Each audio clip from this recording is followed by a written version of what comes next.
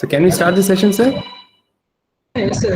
Yeah. Am I clear, sir? Am I audible clearly? Yes, yes, sir. Yes, sir. Yeah. Okay. Yes. Just a minute. I'll just share my screen.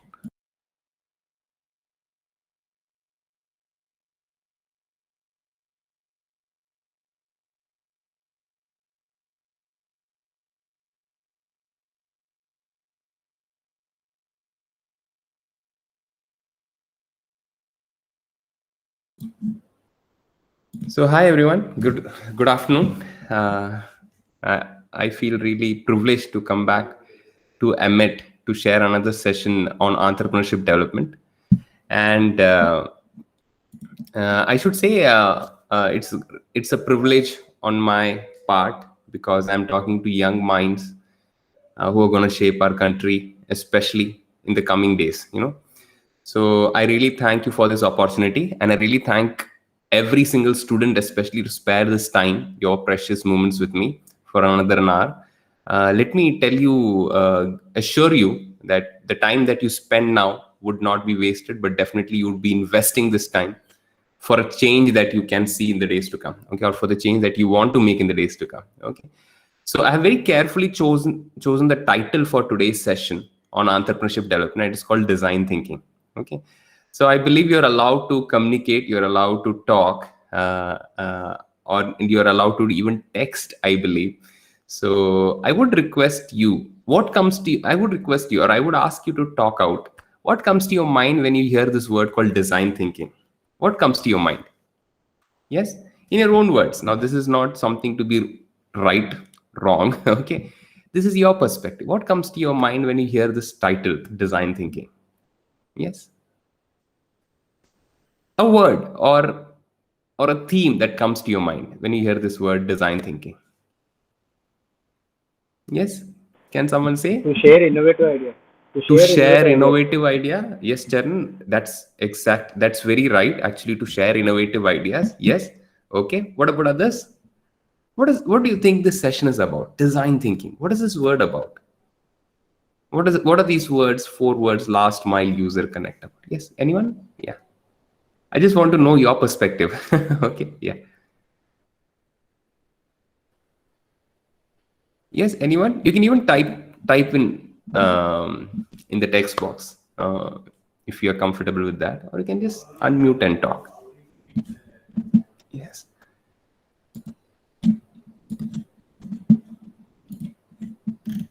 Be free to talk. Okay, you are not going to be penalized for talk. Okay. What thought comes to your mind first? Okay, when you hear this word design thinking. Yes. When you hear this word design thinking, what comes to your mind first? Okay, if I should say lunch, what comes to your mind first? Right? There's something that comes to your mind first, right? If I say the word lunch, right? Maybe for some of you, the first thought that will come is about your mother, right? For some of you, the first thought that would come to you is about your favorite restaurant where you go and lunch every day, right? Or maybe for some of you, the first thought will come about your favorite dish, right? So each one of us are unique in the way we think and perceive our surroundings, right? So in the same way, when you hear this word design thinking, okay, what comes to your mind first? It's your own personal perspective. What comes to your mind first? What comes to your mind first when you see this title, design thinking? Yeah? In your own words? Okay, so I assume you would have differentiating thoughts about this topic called design thinking. Okay, as Charan rightly said, it's about innovation design, right? It is about sharing innovative ideas. Yes, it is part of it. Okay, but let me just go into this session with few examples so that you will get clarity of thought that where we are heading, right? So how many of you have seen this product that comes to your screen next? Okay, can anyone identify what product is this? Can someone identify what product is this? Yes, it's okay if you're wrong. It's good to try and not get it right rather than not try at all. Okay, So can you guess what product is this that you see on the screen? Yes? Your guesses would do. Mixer grinder, okay. Something that mixes, but mixes what? Blender, sir. Blender, okay. Some of you guess it's blender. Yes, Aishwarya, it's a kind of blender. What does it blend? But what does this machine specifically blend? Any ideas? Dough maker, Pradeep. Exactly. So Pradeep got it right. He said it's a dough maker. Yeah, exactly. It is chapati dough maker. Yeah, exactly. So this is a product by Philips, and this makes chapati dough. Okay. So all of you may have seen a product like this, or it would come in different shapes and sizes and designs. Okay. But first, it was released by Philips in India. Okay. Let me show you another product. Can you guess what is this product? I think this should be easy. Tata Nano. Tata Nano, exactly. So I believe all of you got this thought. Some of you took the courage to speak it out. So it is Tata Nano. No wonder. Okay, so let me show another product. What is this product?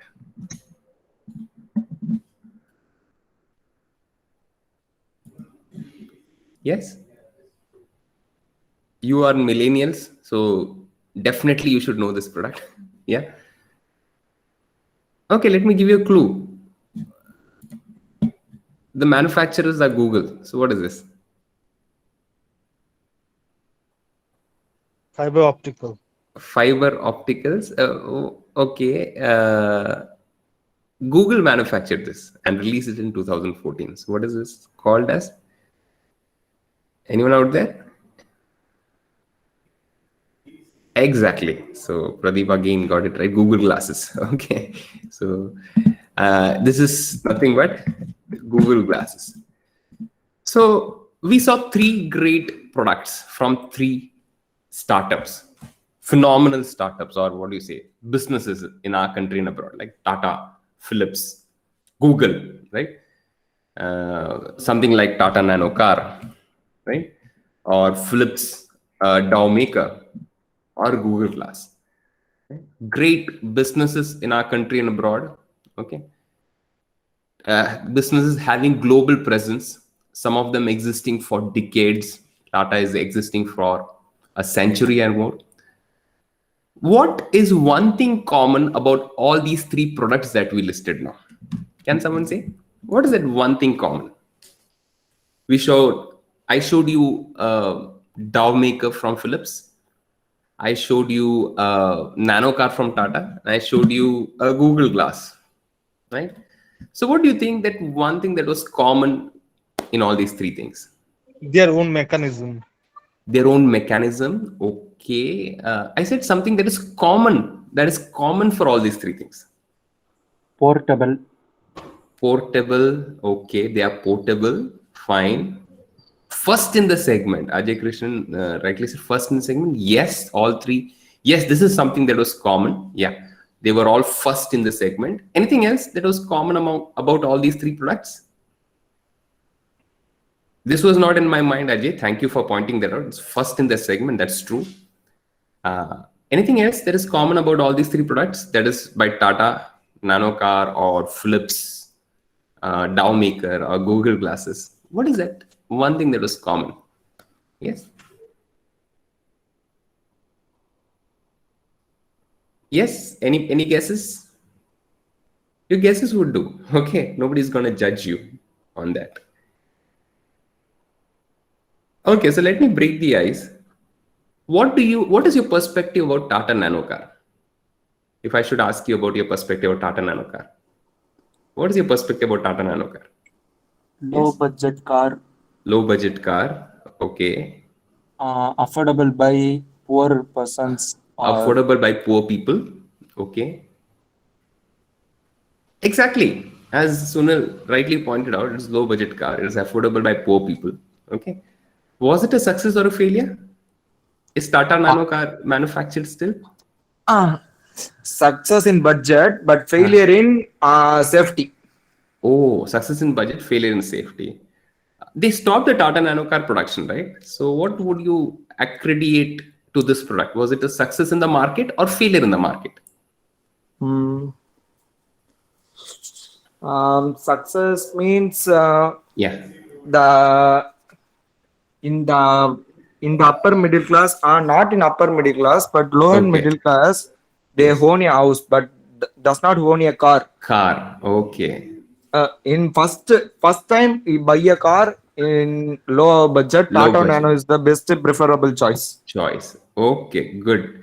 But in the market, okay, thank you, Sunil, very much for Thank that you, sir. insight. In the market, Tata Nano car was released in 2009, right?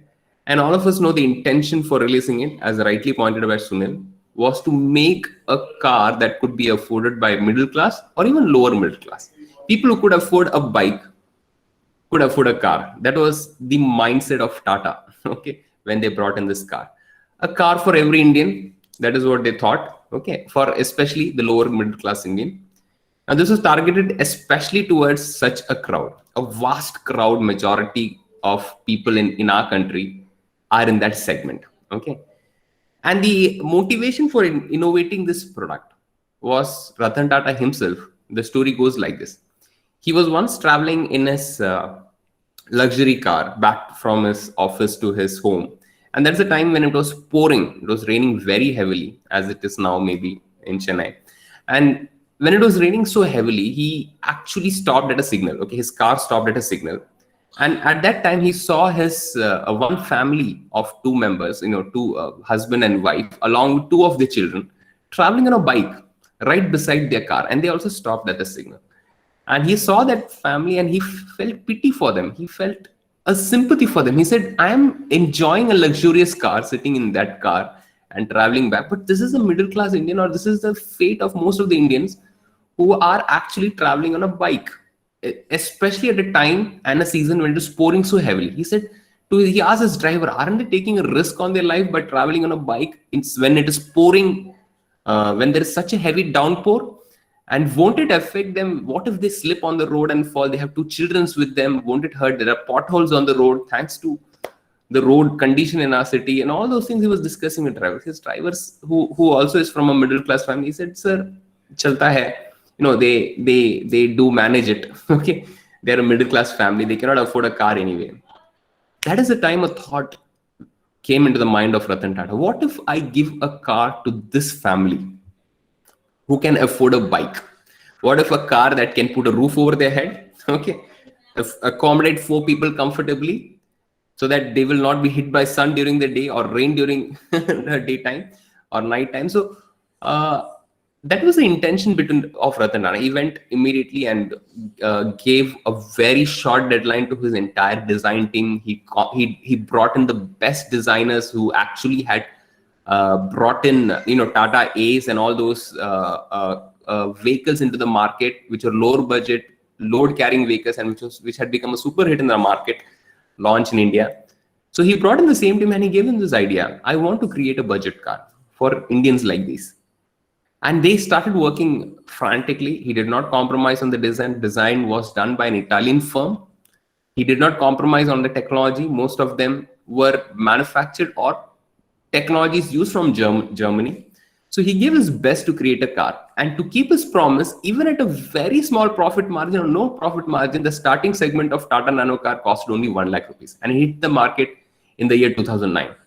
Now, it was assumed that the Tata Nano car will take the market by storm and replace a very well-selling car to the middle class at that time was Tata Maruti Alto K10 and all those cars. So it will immediately become a replacement for that. And immediately it will catch up with the sales of Tata Maruti Suzuki Alto, which was selling around 2 to 3 lakh units every year. And this was the target of Tata Nano car, that they will sell around 3 lakh units every year. But the rest is history. Throughout the entire phase of Tata Nano cars production, it only sold around 3 lakh cars, 300,000 cars in India from 2009 to 2019. And finally in 2019, they stopped manufacturing Tata Nano car. And industry actually counts it as a big failure from an industrious person like Ratan Tata, who could not judge the Indian market rightly. Now, yes, as many of you said, it was a low budget car.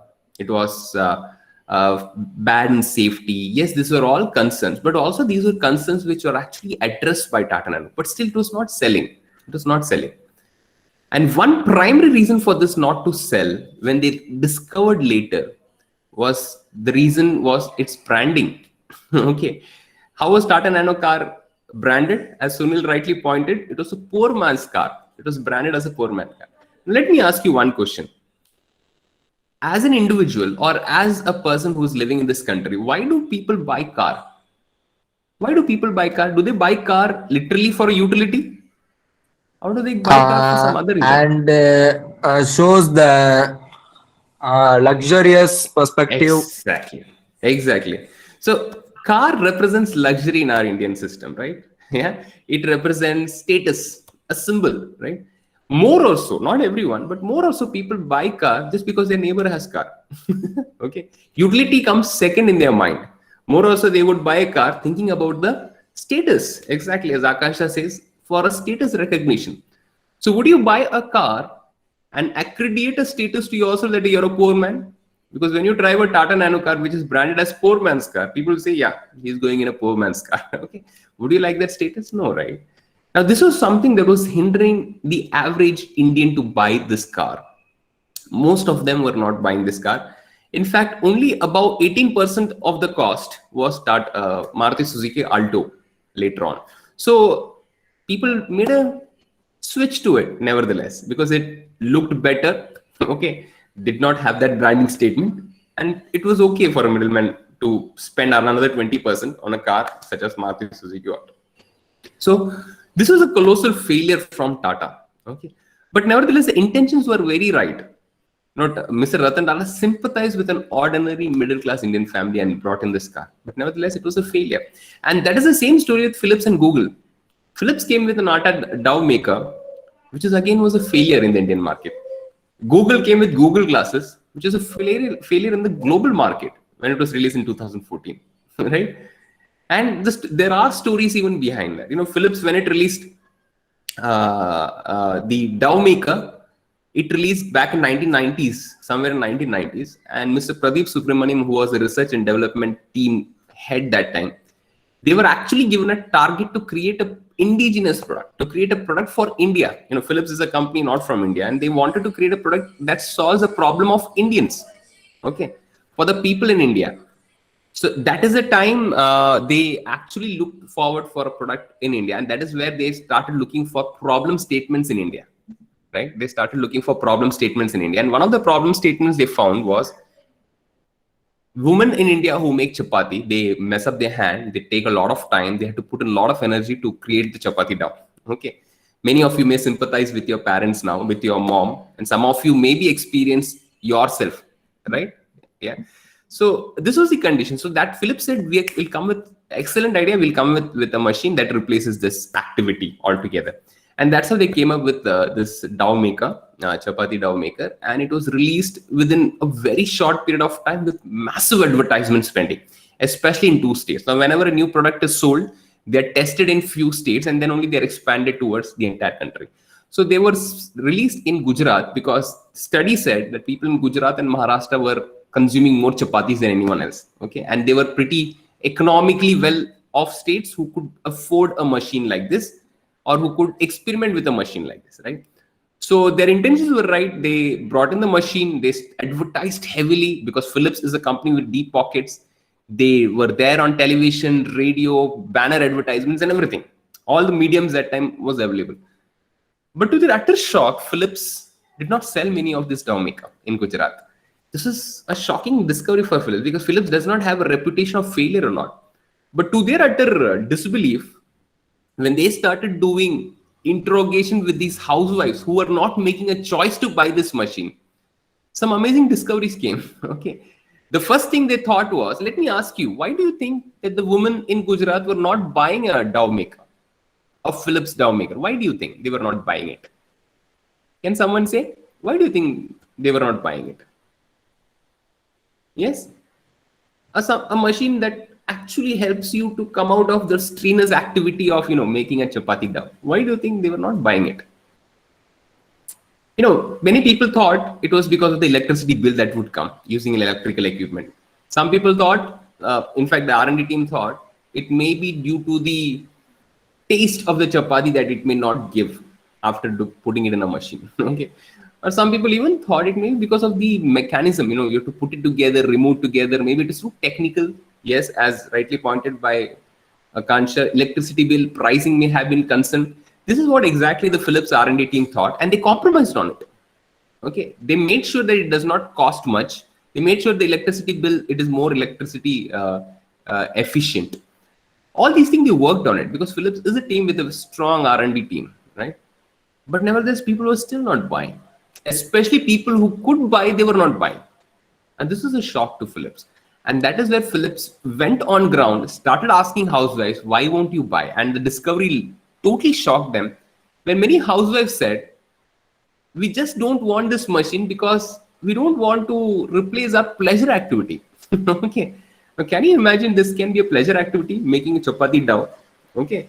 But this was for the women in Gujarat. It happens so that women in Gujarat, when they make this chapati dough, they reveal that was a kind of stress relieving activity for them. They put in their energy, they put in their effort, and they kind of, maybe they scolded their disobedient son or they cursed their daughter-in-laws or whatever it is. So this was a kind of pleasure activity for them. And would you think that anyone would replace their pleasure activity with a machine? Would that happen? It won't happen.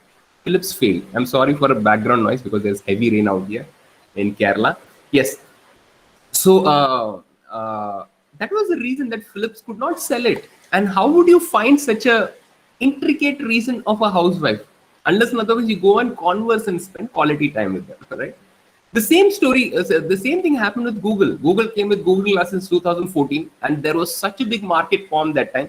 And they had done so much of, curiosity advertisements and everything, that this will be a product that would almost replace even our smartphones in the long run. Everything that you do on the smartphone will come on the glass and all this, that, and everything they proposed. But nevertheless, this did not become a successful thing, right? This did not become a successful thing, and nevertheless, even this product failed.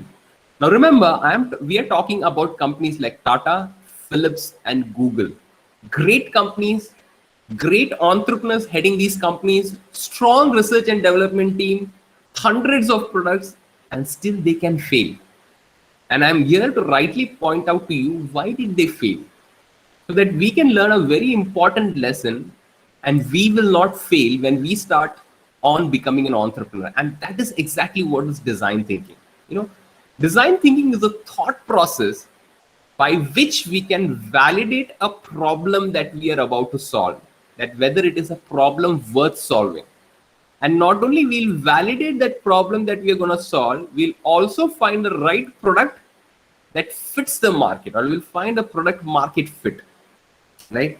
So most of us, when we come up with a solution, especially as an engineer, we create anything that suits the solution, that may be a solution, may be called a solution. But we know from our experience today, people look more than a product. They want to find a product just not for its value or the solution it provides, but we want a product that actually provides much more than a solution it provides. Okay, so we are looking at it. Okay, so we are looking at something like that. So that is where we are going ahead. Okay, so we will learn about the thought process that we should learn. We will learn about a thought process that we should learn, by which we will not make mistakes what these great companies made, like Tata, Philips, and Google. Imagine if these big companies can fail, we can definitely fail. At the end of the day, we are but humans, right? So we'll look into it one by one. So before that, let me introduce to you this technique, which is called as design thinking. Okay, so I have explained already why design thinking. So design thinking is a tool. I would call it as a tool or a process that any one of us can use. And it is not necessary we should be a faculty to use it, or a student to use it, or an entrepreneur to use it. Anyone can use. Okay, especially when we talk about design thinking, people say it is only for entrepreneurs. No, it is not for entrepreneurs. It is for anyone. Okay, especially for entrepreneurs, but it is not only for entrepreneurs. Anyone can use these steps to make their trade or make their profession better. Okay, there is design thinking for faculties. Okay, you can read. There are many research papers published on design thinking for faculties. Maybe you can do some research on that. So if you look at these design thinking steps, there are 5 steps to the design thinking, and these 5 steps may differ based upon the perspective. But these are the original 5 steps proposed by Stanford D School, which starts with the step called empathize. Okay, goes to a step called define, ideate, prototype, and test. Okay, so what is empathize? What is empathize? Let's start with the step 1. What is empathize? Right? How many of you would agree that empathize is what Mr. Ratan Tata did? How many of you would agree? Would you agree that Ratan Tata empathized with that family which is going on a bike? Yes. So Mr. Monasri says yes. They empathize, understanding others' need and perspective. So Akansha says understanding others' need and perspective is what is empathize. Okay. Yes. So Akansha has gone one step ahead, saying understanding others' need and perspective. Yes. Anybody else would agree or disagree? Did Ratan Tata empathize? Or let me take the second example. That was the first example. In fact, that was Philips dove maker. Okay. So do you think Mr. Pradeep Subramaniam did empathize with the housewives and yeah? So some of you say yes, yeah. And exactly we think the same. But let me tell you, there's a thin line of difference between what is empathy and sympathy. Okay. What is empathy and sympathy? Okay. Both are not the same. Okay. So what Mr. Ratan Tata did, what Mr. Pradeep Subramaniam did was sympathy. Okay. They thought, oh, there is a poor middle class family and they need our help. Or there's a poor housewife who spends a lot of time in making chapati dough and they need our help. Okay. So that is what they thought. And that is why they came up with solutions for this particular target audience. Let me tell you, it was out of sympathy and not empathy. Now you may say, sir, aren't both kind of same?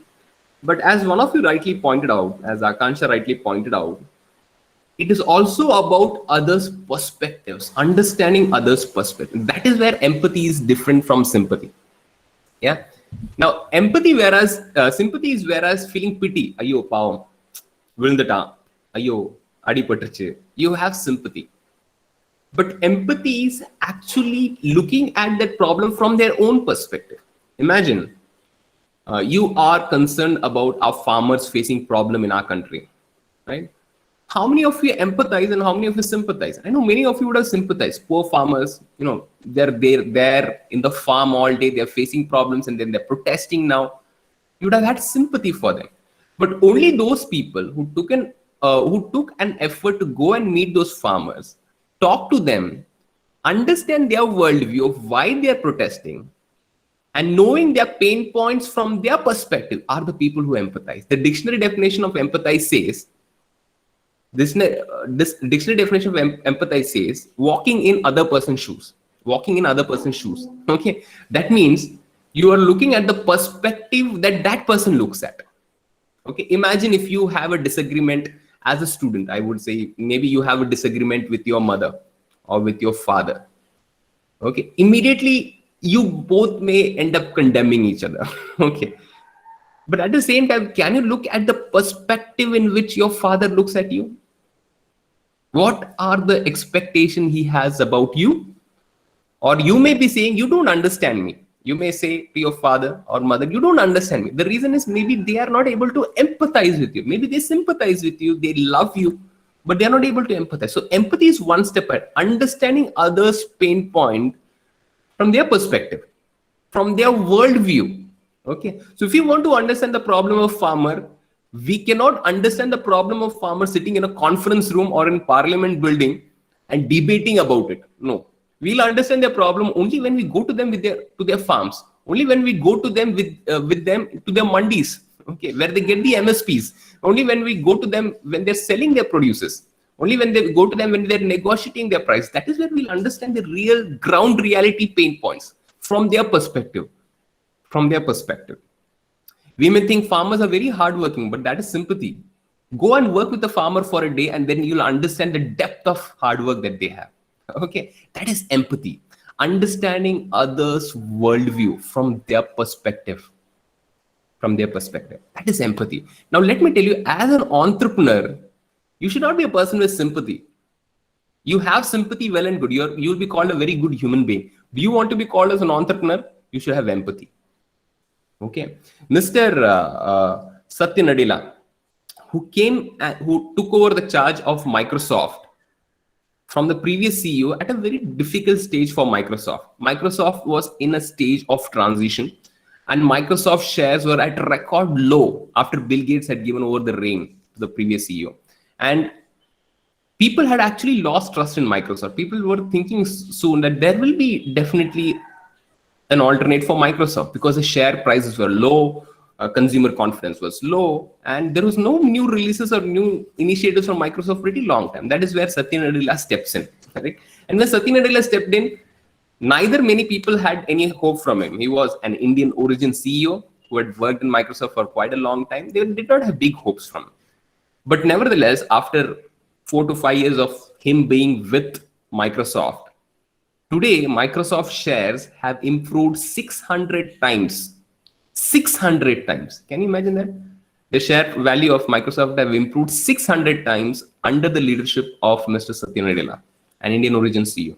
Now, when he was asked, how could you navigate a company that was in perils to such glory today? He told in one statement, he said, I took a step to understand our customer needs from what they spoke as well as what they could not speak and articulate with me. I took a step to empathize with them. My team took in fact, he said, I told my team to take a step to empathize with our customers, right? And that is what made him successful. So he accreditates this success to empathy, a principle that he used, right? Rightly so, right? So entrepreneurs, you want to become an entrepreneur, first step in design thinking process, it's about empathy. Think like the person whom you are targeting as a customer. What is his worldview? When he buys a car, what does he expect from you in the car? Okay. When he buys a machine that you're going to build, a product that you're going to build, don't build a product just for the sake of build. Build it with him in mind, right? That is what is empathy. So quickly going through design thinking is not something that we can handle in a class. It is something that people offer as a 1-week course also. So we'll shortly go through it. So then define. Only when you empathize, you're able to define your problem statement, right? Sometimes even in our colleges and all, we look at problem statements, right? We look for problem statements. We look in papers for problem statements, research publication for problem statements. Now this is good, not bad. But let me tell you, we can define rightly a problem statement only and only if we empathize. Okay, so do not assume a problem statement before you empathize with your end user. Okay, so as an entrepreneur, you cannot take chances.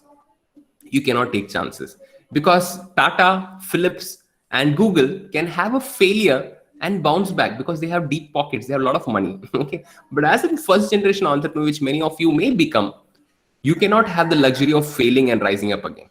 Okay, it will be difficult. So I would say define your problem statement which you want to attack and create your entrepreneur opportunity by only and only after you empathize.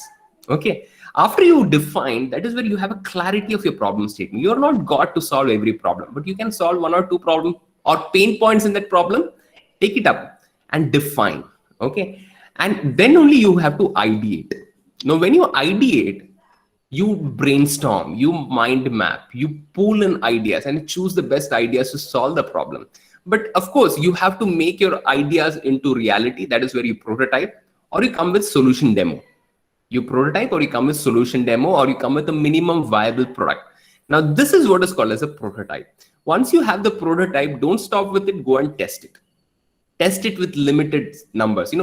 Maybe Google Glass should have been tested on first 100 customers. They should have taken their feedback and then they should have gone for a massive release. Okay, maybe Philips Dow Maker should have been released to first 100 customers only. They should have taken their feedback, but they didn't do that, right? They thought they will be the leaders and they failed, right? So testing is important. Once you test, and you see there are some lacuna in your product, there are some improvements required, go back to ideate stage or go back to prototype stage, refine your product, come back. So design thinking is also a process that is iterative, cyclic in nature. Okay, you test it and you find there's something missing, come back to your prototype stage or come back to ideate, or maybe sometimes you have to go all the way to empathize stage because you have empathized and got it all wrong, or define stage, you got the problem statement wrong, right? So as I said, design thinking is a process which any entrepreneur can actually adopt to find out whether the problem that he has chosen is a valid problem to solve, right? And to understand the problem statement. And then you can also use this process to validate the product that you're taking to the market. Okay, so that is why design thinking as a process is very important and is widely taught in premium B schools today, right?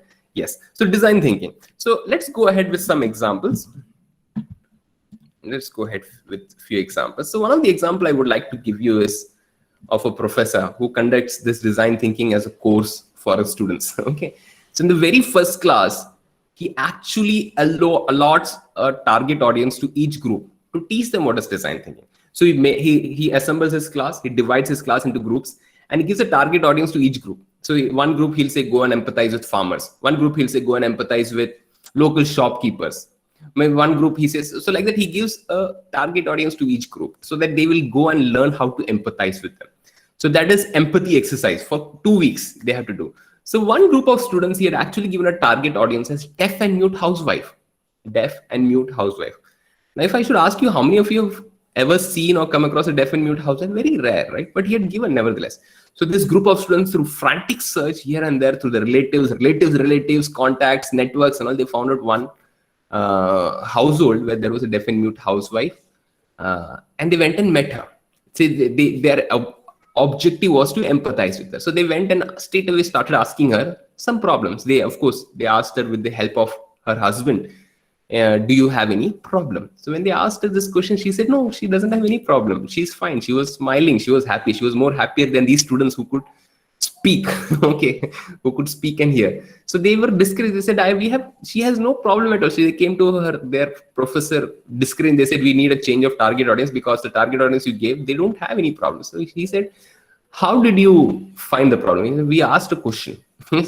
Said, hey, that is not empathy. Empathy is about knowing their worldview. So he gave them a challenge that you go and stay with that housewife when her husband is not present during the daytime, when the husband goes for work. Okay, this is a challenge that was given to them. So they went back with the permission of her husband.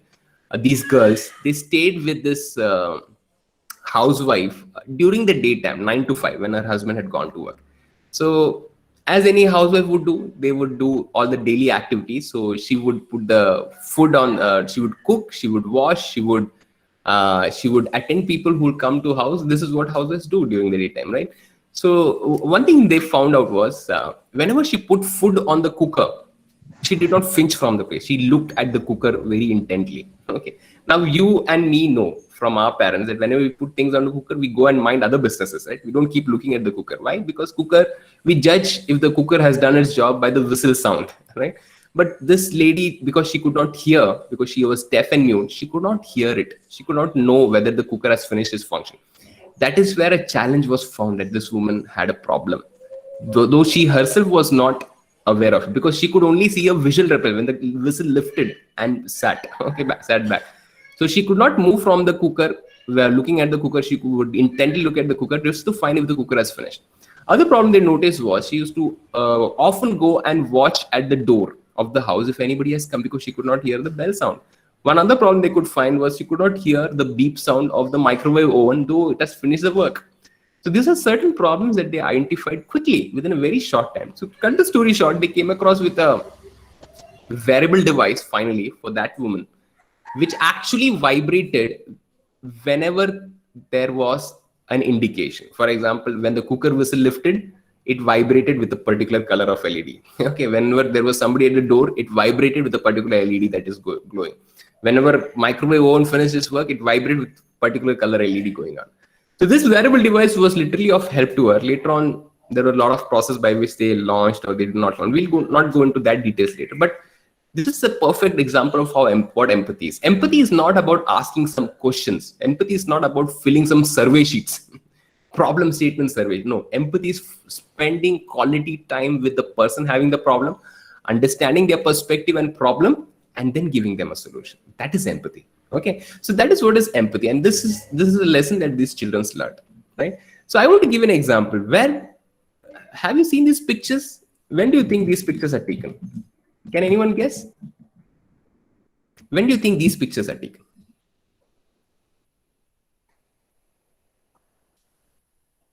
Yes, anyone can guess? When do you think these pictures are taken? Children's attending classes with mask, faculties taking class with mask. Yeah. When do you think these pictures are taken? Now, most of you, yes, as Praveen Kumar rightly says, that these pictures may be taken during pandemic, right? But are the schools open? No, right? During pandemic. Most of you would guess that this is a picture recently taken after a pandemic. But let me do this picture is 3 years old. Okay. So 3 years old, there was no pandemic. Then why were children wearing masks? But let me do these pictures. Exactly. So as Aishwarya rightly pointed out, or Sudhakan Raj rightly points out, during air pollution. And these pictures are actually taken from our capital city, Delhi. Okay. Where air pollution is a big crisis situation. In fact, I would say it's worse than the pandemic, right? Because this is pandemic was something that will come and go, but this is something that would stay for a long time. Now, let me tell you, these pictures were taken 3 years back when, of course, every year from November to February, when the climate is pretty cold in Delhi, there's a cocktail of gases that gets mixed up in its air, right? From stubble burning, air pollution, of course, that comes out of vehicle, industries nearby, and then there is a kind of dust storm that comes out of the Middle Eastern part, and all these things become a cocktail of very poisonous gases in Delhi. And the toxicity in the air is so bad that it is almost 5 times the toxic standard set by WHO. Okay, so you can imagine how bad the air quality in Delhi is. You can taste at the tip of your tongue, if you put your tongue out in the air, you can taste pollutants. Okay, so that is how bad is pollution in Delhi. So what is the solution for this? Immediately people said, wear mask. Okay, you have to go to school, you have to go to your job, wear mask and go. Okay, children have to wear mask and learn. Teachers have to wear mask and teach. Okay, the same thing happened with everyone. But mask is not something that was comfortable. And during this pandemic time, we understood the pain points that mask bring with it, right? We understood that mask is something that is not 100% protective because there are gaps left over. We understand that mask is not something that comes fit for all sizes, all people. It's not customizable easily, right? Yeah. And of course, people, especially healthcare workers during pandemic who were wearing masks, had deep cuts and wounds because of wearing masks for such a long time. And many other pain points are there with masks. Okay. So definitely people started thinking from perspective of people, especially when the pandemic started, people started innovating on masks, because it was not only the case with Delhi now, it was the case with the entire country of 1.3 billion people, and of course all over the world, where masks actually had become mandatory. And that is where people came up with good solutions. Okay, they came up with designs, they came up with different auxiliary items that came up with the mask. You know, that they came up with masks for the frontline workers, which gave maximum protection. They came up with masks with people who are just going out for a stroll, people who are going for work. You know, you found different types of masks, right, in the market. In Kerala, one studio, which had actually got shut down because of lockdown, found this innovative way of making a mask with a print of a face. Okay, the studio had no job, no work because of the pandemic and lockdown. So they came up with this idea of printing half your face on the mask and giving you, so that when you are with the mask, people will identify you. Okay, so there was another solution that came in Israel where people were disposing masks, right? Just because they did not want to wash it. People who were actually very lazy about even washing the mask. So they came up with a technique of just putting a charger to your mask by which you can sanitize the mask by the electric charge that passes through the mask, right? They came up with solution. He was one of my students when I was faculty in a college in the past. So he came up with a solution of, attaching an ultrasonic sensor. It did not look good, but nevertheless, I asked him to go ahead. Now, his objective was to have a mask, at the same time have social distancing, right? He wanted to maintain both. And that is where he came up with this mask technique, which actually beeped a sound whenever a person came at more than 1 meter closer to you, right? Yeah. So there was this girl from an American university. She used to teach deaf and mute children. So they learn mostly by your lips. They read your lips. So these children could not see the face if we wear a mask. So she made a mask which was transparent at the mouth. And then, of course, people came up with designer masks for occasions like Onam, or mask that matches your shirts or your churidars or your dresses, tops, everything, right? So we found this revolution of mask. Okay. But how many of you found this product? This product was launched in Delhi for air pollution, okay, to fight air pollution. In fact, and this actually came of some use during the pandemic time also. Now, if you see this product, it is called NasoFilter. It's called as NasoFilters.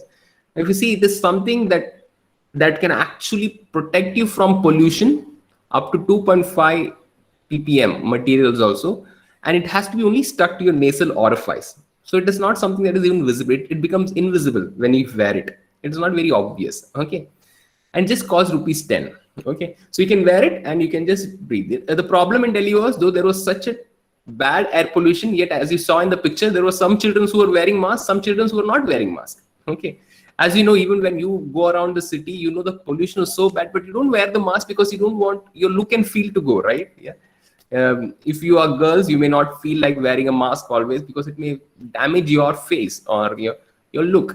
Now, this was a problem statement that an IIT Delhi student found out, and he came up with this NasoFilters, which stucks to the nasal orifice and even protects far better than the best mask out there, right?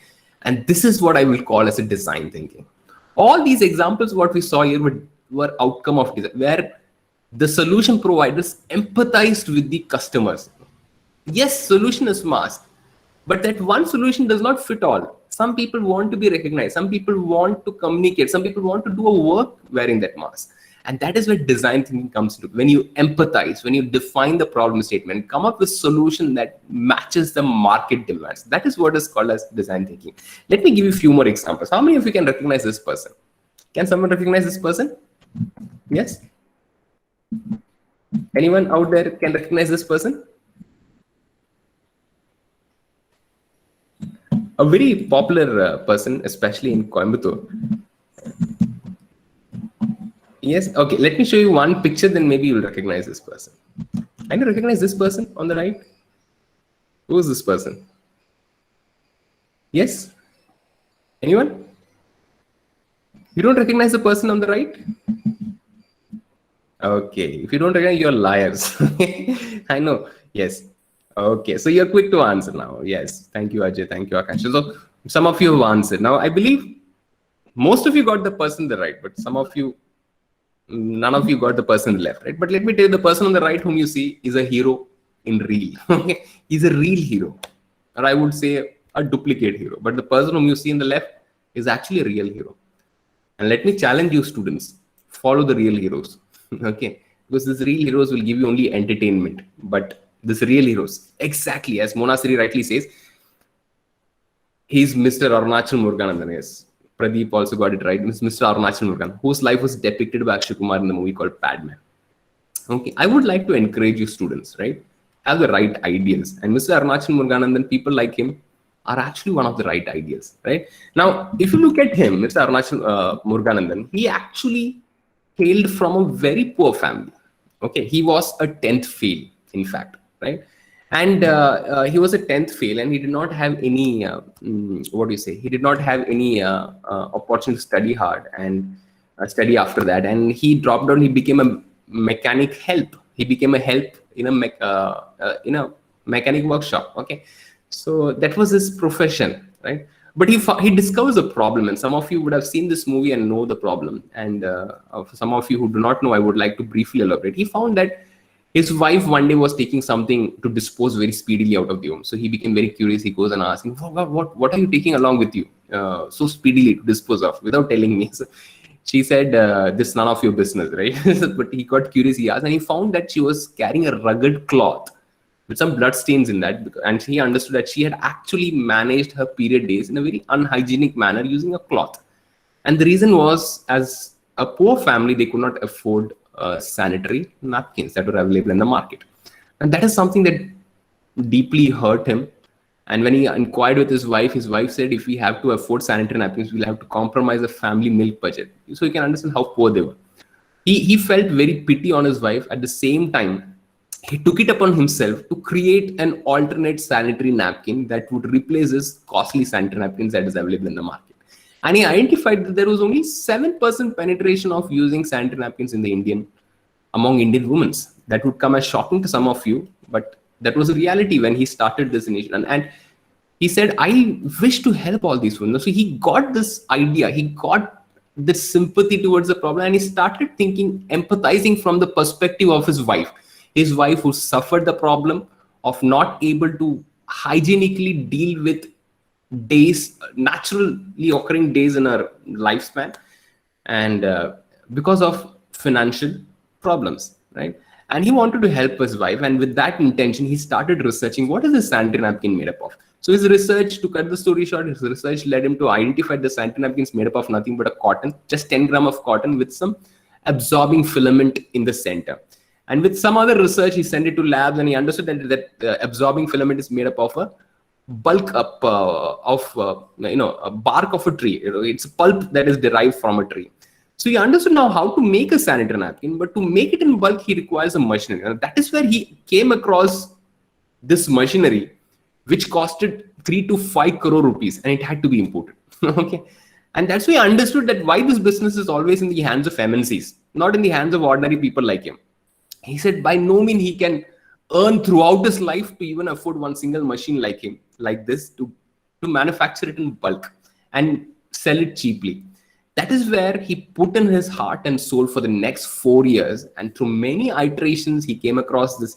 He came by this machine that you see at the right hand side, which only costed 5,000 rupees. Of course, maybe this machine to the left can make maybe 10,000 sanitary napkins a day. Maybe this machine could make only 1,000, but nevertheless, it was worth it.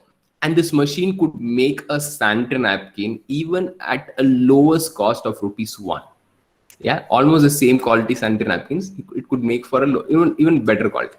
And that is what was his discovery. He found out this machine. Now, when he found out this machine, he even without his knowledge, somebody had registered this innovation in the IIT's innovation contest that happens every year. And in the year 2009, suddenly, out of 900 contestants who were participating from India and abroad in this IIT's IIT Madras Innovation Contest, his innovation was judged as the best innovation.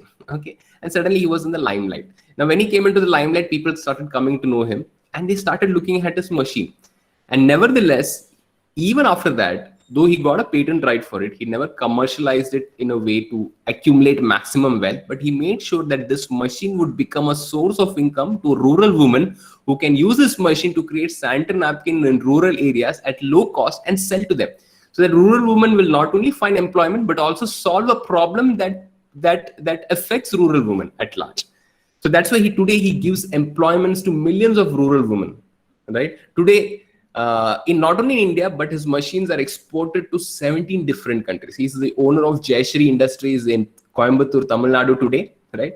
More than 400 crore turnover company, but nevertheless, a humble man with a humble vision to make sure that every single Indian woman deals with her period days hygienically, right? Isn't that an amazing story? It all happened because he took a step to empathize. He never learned about design thinking as a principle. He never learned like you and me about entrepreneurship, but nevertheless, he applied it in real life, and you see the result, right?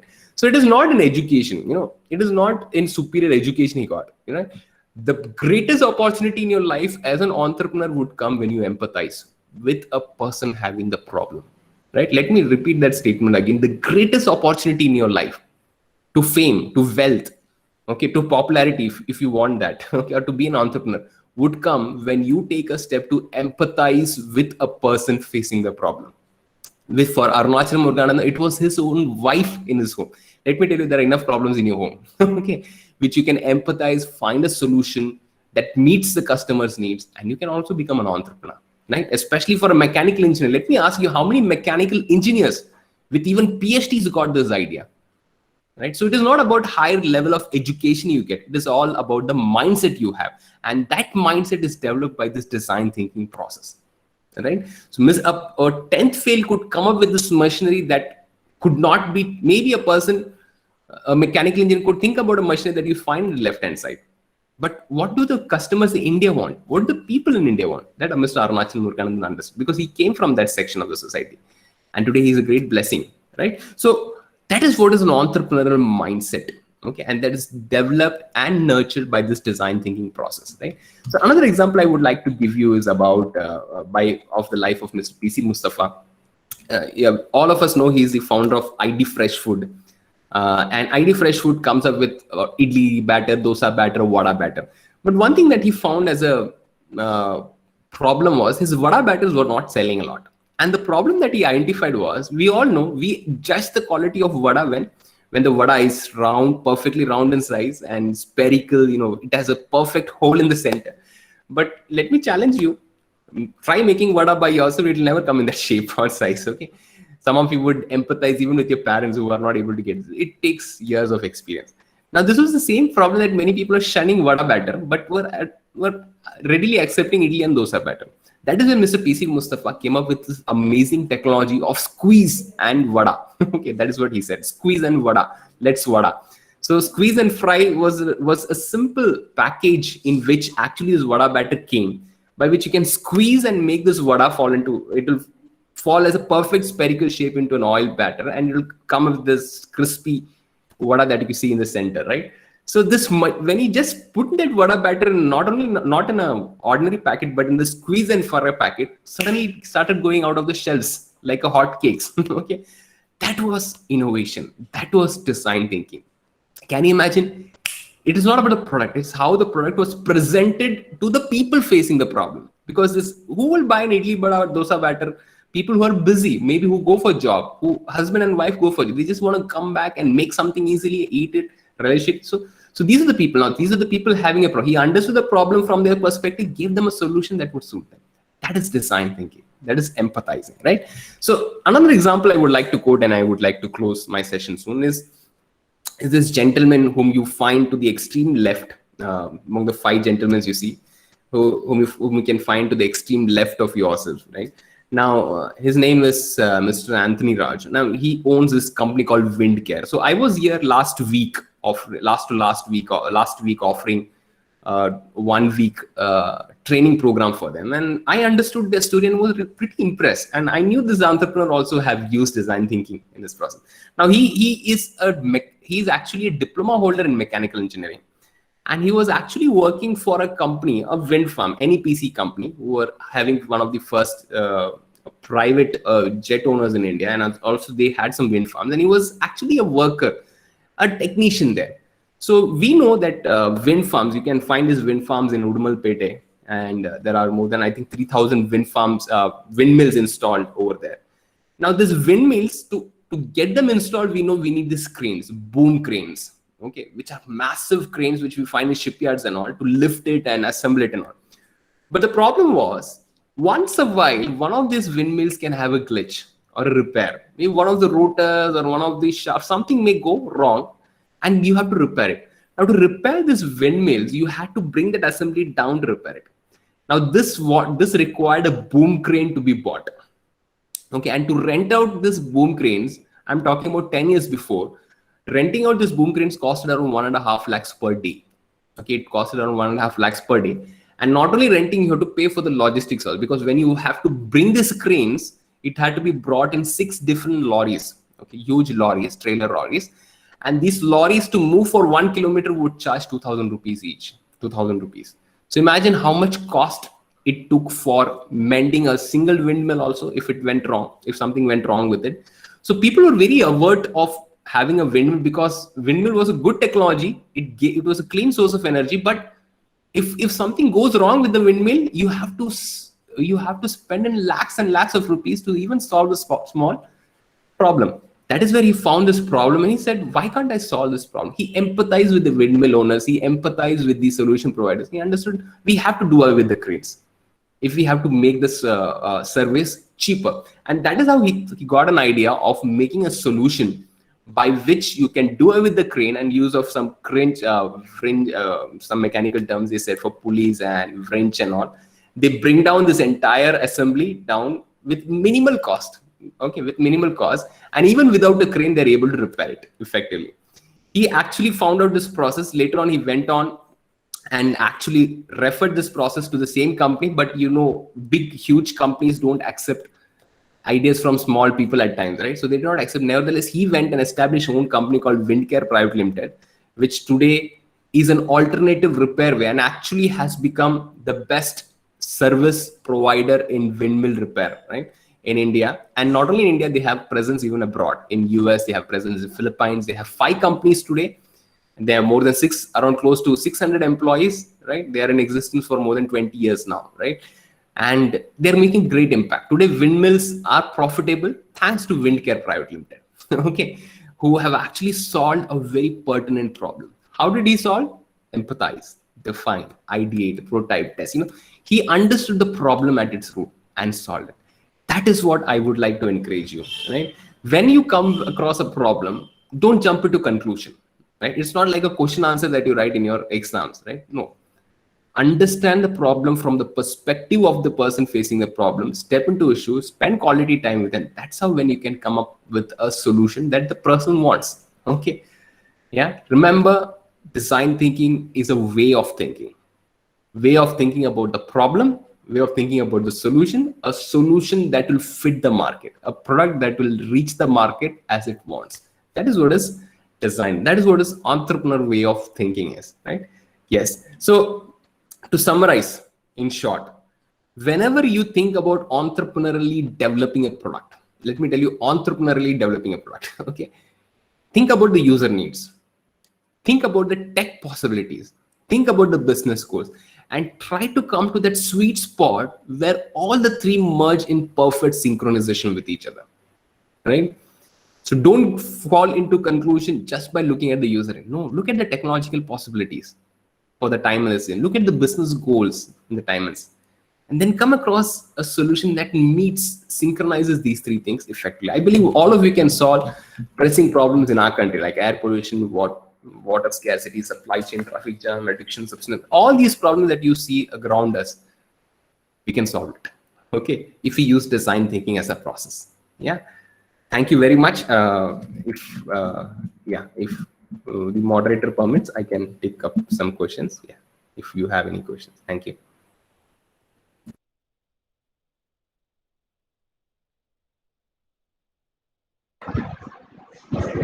Thank you for your valuable speech, sir.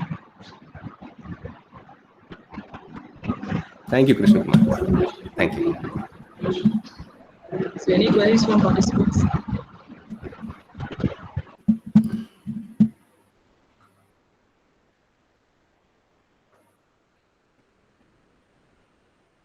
Okay. Thank you, sir. Yeah. Thank you. Thank you, Sunil.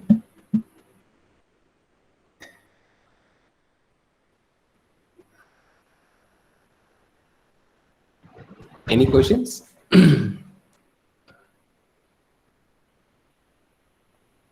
Thank you. Thank you for the feedbacks. Yes, I think recording can be forwarded. Someone wants recording. Yeah, so it can be forwarded, I believe. If you want PPT, definitely that also can be forwarded. No issues.